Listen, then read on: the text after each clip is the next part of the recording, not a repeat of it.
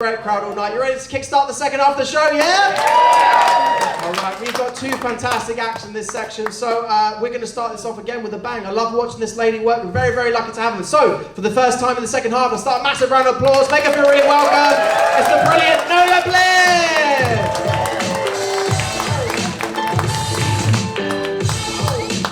Woo! Pinjara, that's it. Pinjara. Thank you. It's great to be here. I really love coming down south. I haven't had any action down south for years. Probably tell. I said that the other night at a gig. I said I thought I'd bring some estrogen up on the stage, and somebody yelled out, "Not much." Rude. Rude. Anyway, we've got this thing happening in the city now. I don't know if it's come down this far yet, but it's the white man's welcome to country. And if you don't mind, I'd like to do it. So welcome every LGBTQI, ACDC, CSIRO and SPS. If I missed anybody out, I'd like to apologise. I'm not fucking going to, because I'm an old lady and I don't apologise to anybody. I just say what I think. But when I was growing up, you know, things were very different. There's probably a few of you, my sort of generation in the audience, but I can't tell, so you're going to remain anonymous. But when I was growing up, you know, if you were born with a cock, you know, you stayed a cock and you were a man forever, you know. And if you're born with a cunt, you stayed a cunt, and I'm still a cunt. There weren't any choices. Nobody told me if I hung out long enough I'd have a choice. As I would have probably had a little go at being a lesbian. Not men, darling, women. But I would have risked going down on the furry cup if I would have got somebody in bed with me that knew where my clitoris was and what to do with it. I would have had a crack. At the crack.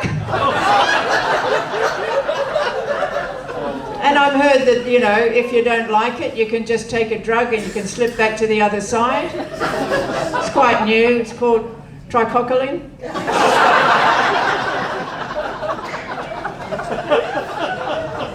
But anyway, I'm all for, you know, everybody choosing which side they want to bat for. You know, just put your cock wherever you like, but not in me. Because I've had all of that and I'm finished. I'm dry. I don't give a shit.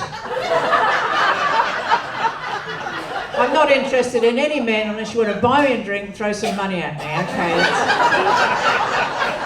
I'll do anything for 5 minutes. That's it. After that, I'm finished. Nothing's happening. I got a hotel. I live in York. York's a lovely place. I've got a hotel up there. So I've still got my liquor license. I can always get back. Anybody been to York? Yeah. A nice town, do you think? Yeah, pretty boring, but yeah. Pretty boring. Not much to do. It's friendly though. It's friendly, isn't it? You found it friendly? I found it friendly. I'd only been there a couple of days. And two guys popped round the house and asked me to come around for a spit roast.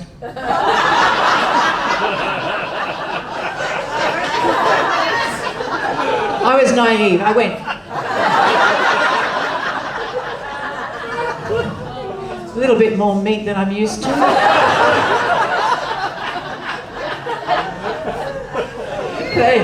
They sent me a text and said, "Want a game of 2 up?" I went, "Not on your nelly."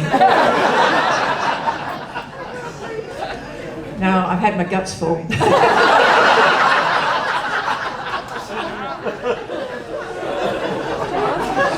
best thing that happens in York is a funeral. Yeah, we'll go anywhere for a sausage roll. Nobody knows who's died, nobody gives a fuck. It's just a sausage roll for us. That's how we roll.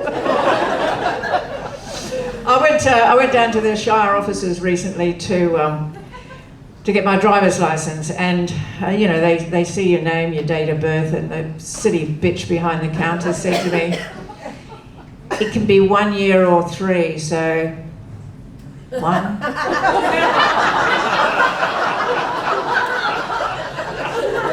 So fucking rude, those Shire employees. Just because they've got a job for life, you know, they think they can do anything. So I said, no, I'm an optimist. Let's give us 3, I don't care. Give me 3. Sure? Give me 3, okay. So we took that, then I went down to IGA. Just another slap in the face.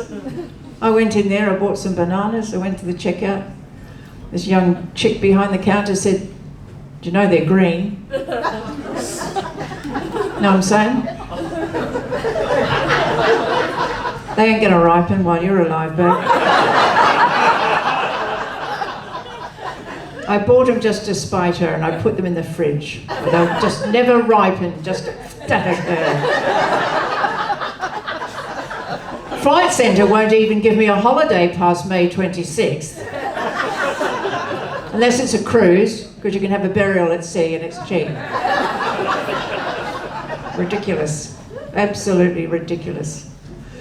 You're a good crowd, and I'd like to do a little experiment if you would give me the grace. Would you cooperate with me? Yeah, I don't need any shrinking violets. I need cooperation here. Okay. It's a public service I'm doing. Okay, I'd like any man in the room who has ever faked an orgasm to put his hand up.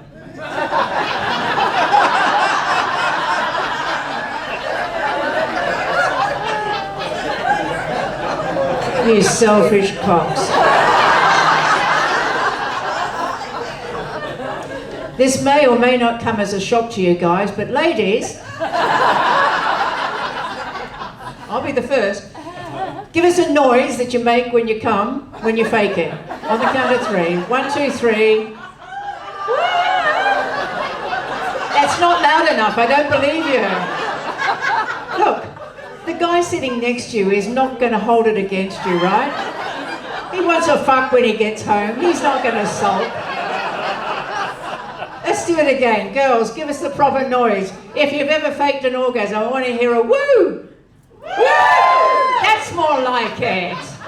That's more like it. She's never said woo. I don't want to hear from you, thank you very much. I didn't come up here to do a twosome. Rock me up with a threesome and I'm talking, okay. Anyway, the problem is, ladies, that when you fake it, what you're doing is praising piss poor performance. And you're just making the problem go on and on and on. I'm going to give you some advice from an old lady, okay? Next time the boy wants to do the business, take him down and show him the control room. Show him the buttons and the knobs, okay? The twiddles, the little man, the boat, the whole shebang. And then you just keep him there, okay? Put your hand on his head like he does to you, right? And you keep that fucker there until he gets your engine going. And don't let him come up for air. Don't give him a fucking snorkel. No, you make him learn the lesson.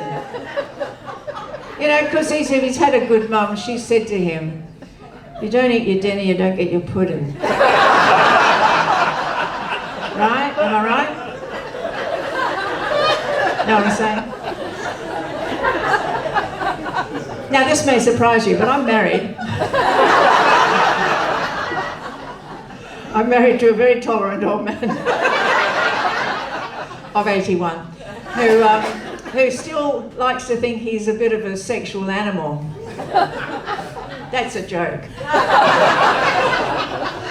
In fact, I got home the other day, I'd been away a couple of days, and I got a golden retriever. Anybody got dogs, yeah? Yeah. What have you got? Give me one. Golden retriever. Golden retriever? Chocolate Labrador. Oh, one of those, yeah, half-assed things. I've got a Goldie. I got a golden retriever, and he misses me so much. But when I get in the door, he just wraps his little legs around me and humps me like mad. Gives it that full throttle thing going on. And my husband, because he's missed me and he's jealous, he says to me, God, even the dog thinks you're a bitch. I said that may be true, but he's a better fuck than you are, sunshine.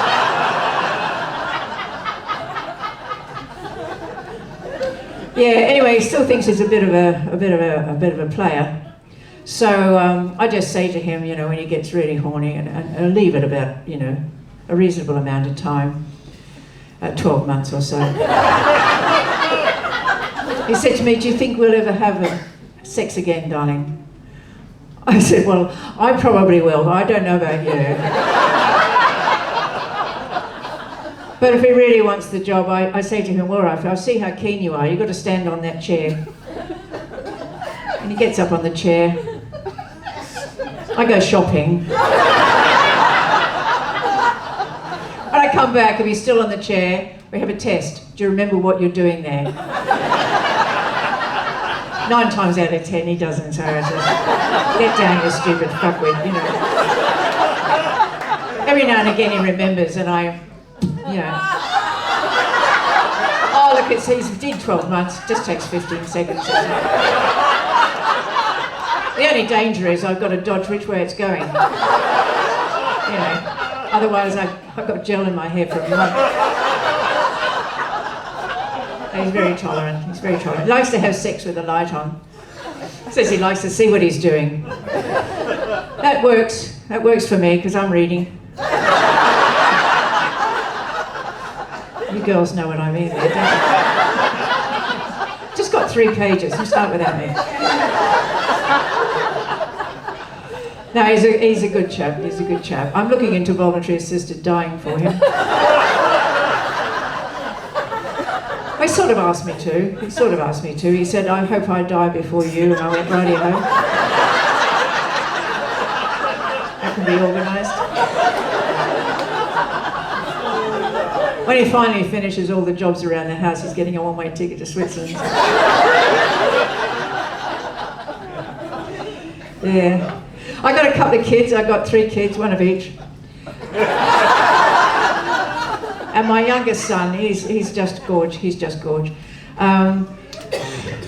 He's got he lives in Bali, he's single, and he's got a succession of girlfriends. I went out to visit him recently, and do you know these girls, they all look the fucking same.